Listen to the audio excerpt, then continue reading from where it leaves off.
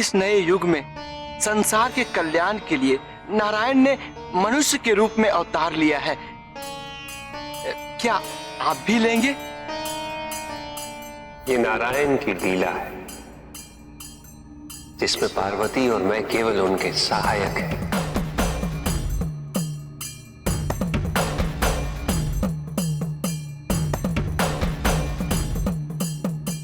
मैं कैलाश से कभी दूर नहीं हो सकता, भले ही मैं कैलाश में उपस्थित रहूं या नहीं।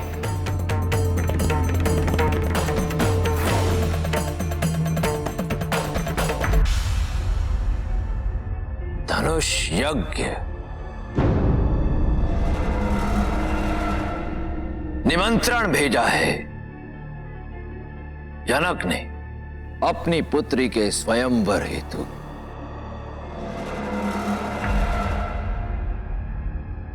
क्या नाम है पुत्री का?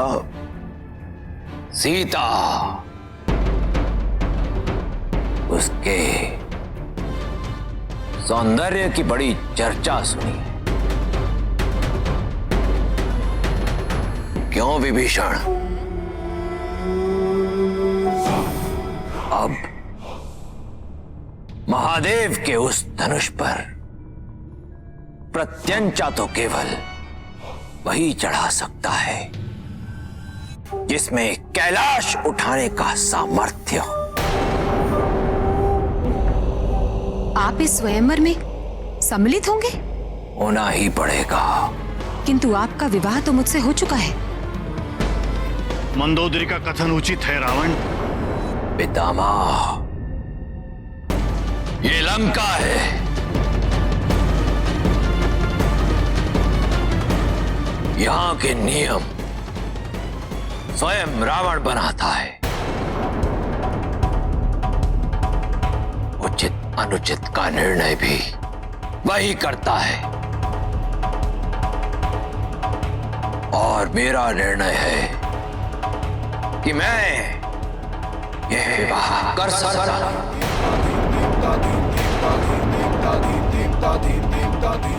मेरे इस निर्णय पर किसी को कोई आपत्ति नहीं होनी चाहिए।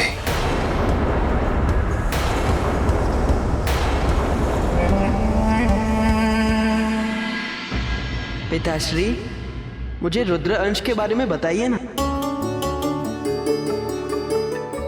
कहाँ है वो? और वो किष्किंधा में है।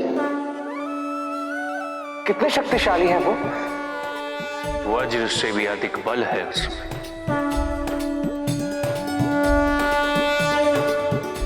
पवन से भी तीव्र गति है। पिताश्री, मैं उनके दर्शन पाना चाहता हूँ। हाँ पिताजी, मैं भी। आप इतने वर्षों तक किष्किंधा जाते रहे, किंतु हमें अपने साथ कभी नहीं ले गए। हम भी जाना चाहते। तुम्हारा वहां जाना अत्यंत महत्वपूर्ण है पार्वती, और उचित समय आने पर तुम वहां अवश्य जाओगे। सुभाष शीघ्र। पिताजी कहते हैं कि यात्रा आरंभ करने का उचित समय यही है।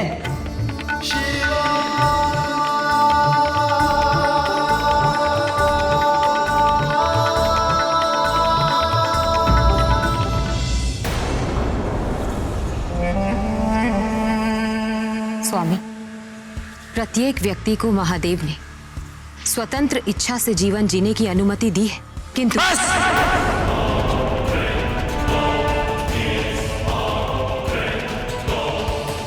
महादेव, महादेव, तुम और तुम्हारे आराध्य महादेव। मंदोदरी, लंका नरेश या लंका के किसी भी वासी को अपना जीवन स्वतंत्रता से जीने के लिए किसी देवता की अनुमति की आवश्यकता नहीं है।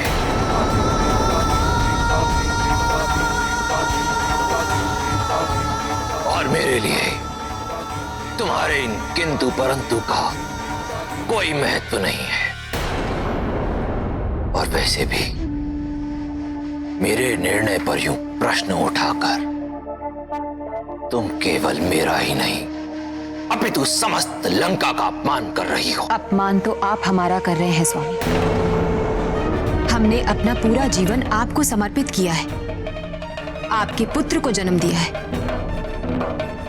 और आप दूसरी स्त्री की कामना कर रहे हैं।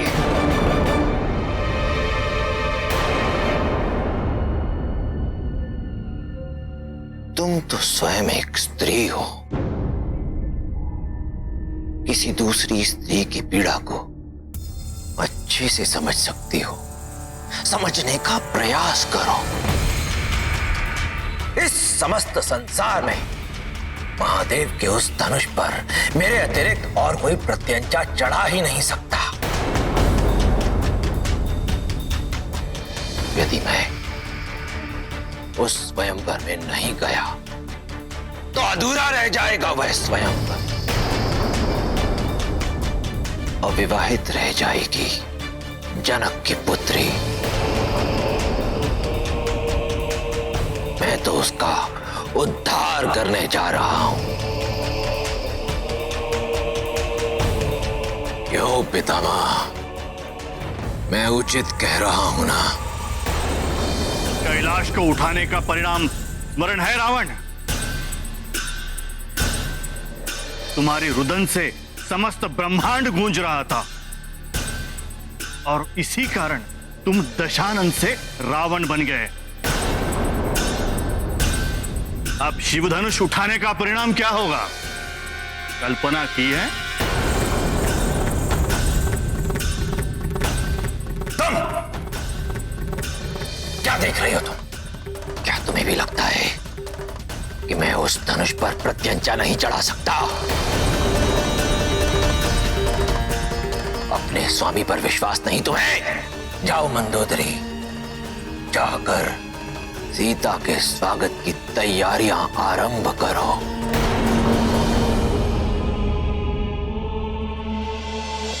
ये मेरा आदेश है।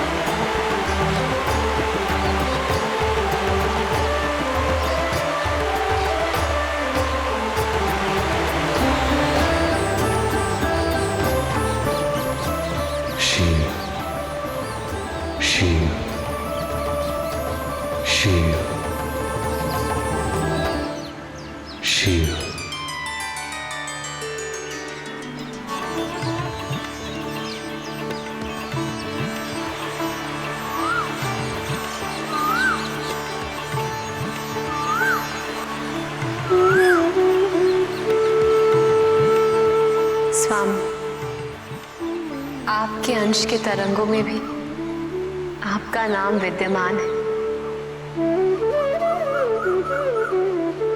गणेश, कार्तिकेय, वो यही कहीं है।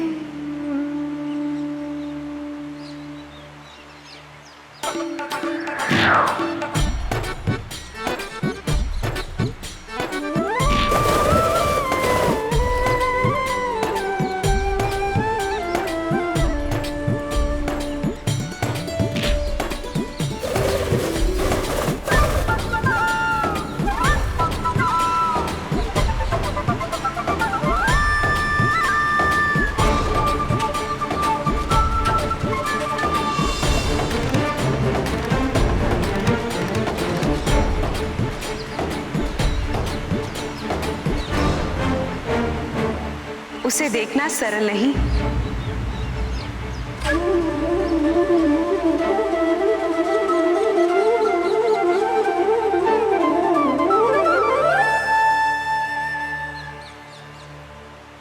प्रणाम। प्रणाम माँ। पवन का वेग है मेरे पुत्र में, क्योंकि वो पवन पुत्र है। आपका स्वागत है माते। महादेव ने कहा था कि जिस दिन भी आप यहाँ पधारेंगी, वो दिन मेरे पुत्र के जीवन में एक महत्वपूर्ण परिवर्तन का सूचक होगा।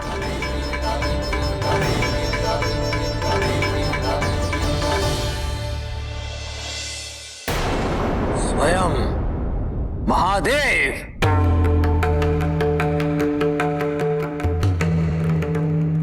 आज आपका कौन सा भक्त संकट में है महादेव?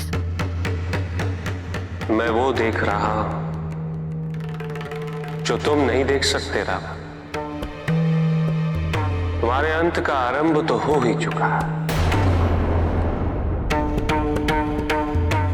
और अपनी मृत्यु को और कष्टदायी नहीं बनाना, ये तुम पर निर्भर करता है।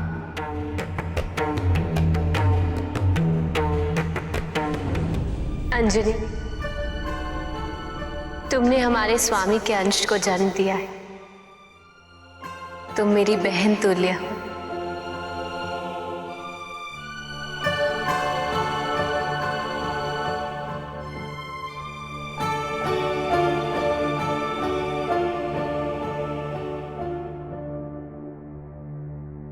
महादेव के आशीर्वाद से मैंने गर्भ धारण किया था।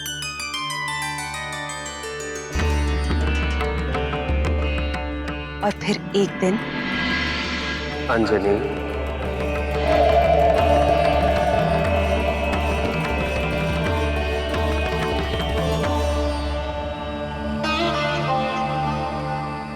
प्रभु,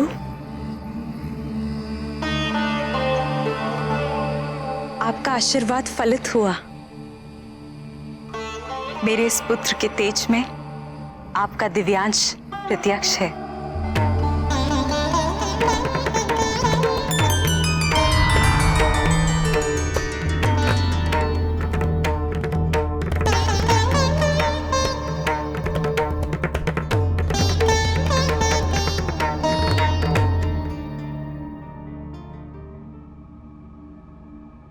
इस बालक का जन्म एक महान उद्देश्य की पूर्ति हेतु हुआ है। मैं चाहता हूं कि इसके पालन पोषण कभी इस तथ्य का बोझ ना हो कि ये मेरा अंश है।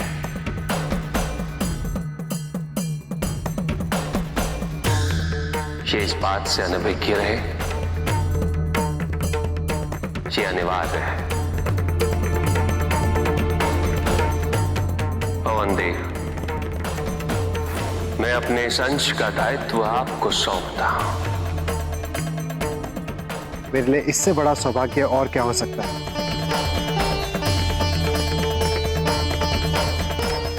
यह आज से पवन पुत्र के रूप में जाना जाएगा।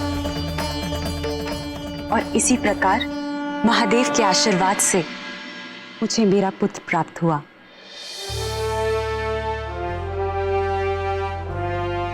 मेरा मारुति, मेरा हनुमान।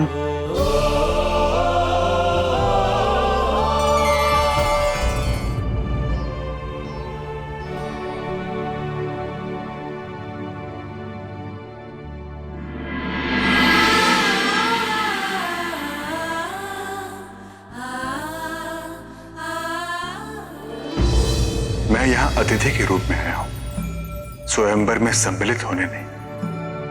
राजा जनक की पुत्री सीता के प्रति मेरी भावनाएं उचित नहीं।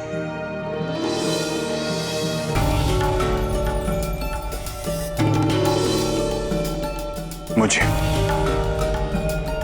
अपने मन पर नियंत्रण रखना होगा। सीता के विचारों से अपने आप को रिक्त करना होगा।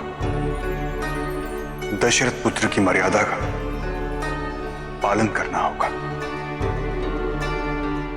प्रभु, धनुष्य यज्ञ में जो भी आपके धनुष में प्रत्यंचा चढ़ाने में सक्षम होंगे उन्हीं से मेरा विवाह होगा। वो कौन होंगे इसका मैं चयन कर चुकी हूँ। इसमें कोई दोष तो नहीं है ना? यदि होता तो गौरी माँ अवश्य बता देती। हे प्रभु, आपसे भी निवेदन है, यदि आपको मेरा निर्णय माननीय है तो आप भी अपनी स्वीकृति की अनुभूति मुझे भी होने दें।